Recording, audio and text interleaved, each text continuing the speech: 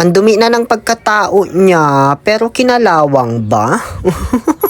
Hi everyone! Bibigyan ko lang pala kayo ng update doon sa nabili kong dish rack na pinost ko noong February 14. Mismong Valentine's yun kung naaalala nyo pa. Ayan yung date in-screenshot ko na lang. So bali ang date po natin ngayon habang sinushoot ko ang video na to ay March 14. So almost 1 month na po ang lumipas. At kaya ko po ginagawa ang video na to kasi may mga nabasa ako sa comment na mabilis lang daw ito kalawangin. May nabasa ako 2 weeks lang daw, yung iba 1 month lang, ganon. So heto, kayo na lang po bahala humusga. Hindi ko to pinunasan ha, hindi ko to ginisigis, binrush, or whatsoever. Para may pakita ko talaga sa inyong hindi ito bago, ito ay isang buwan nang ginagamit. Kaya may mga talsik-talsik ng tubig at sabon dyan kasi katabi niya lang po yung faucet kung saan kami naghuhugas ng pinggan. Ayan may mga puti-puti pa. Pero so far, wala pa naman akong nakikitang presence of kalawang. Ayan diba? Kung meron man, baka malabo lang mata ko siguro, hindi ko lang makita. Pero kung tititigan mo naman talaga itong buong bakal, wala kang makikitang kalawang na halatang halata. Made of 304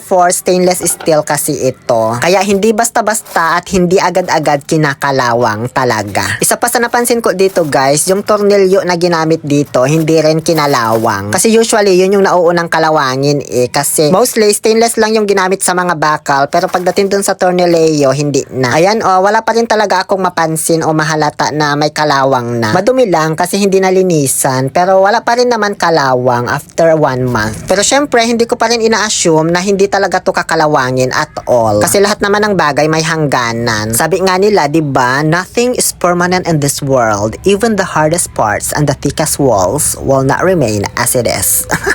Ang mahalaga naman kasi talaga ay yung masasabi mong sulit talaga yung binayad mo sa isang produkto. Yun bang bawing-bawi at gamit na gamit mo bago tuluyang masira, diba? Partida, hindi ko pa to nililinisan ha. Paano kapag inis-is ko na, brinash, ganon? Di magmumukhang bago na naman tapos mapupospone ulit yung pagdating ng kalawang. So kung gusto mo rin to, ilalagay ko lang yung link dyan sa comment section or sa yellow basket. At yung mismong supplier po talaga ng pinagbilhan ko yung ilalagay ko dyan. Marami kasi itong kamukha, baka yung ibang supplier din yung napagbilhan, kaya nasabi nilang mabilis kalawangin. So yun lang naman. Check out ka na dyan ha.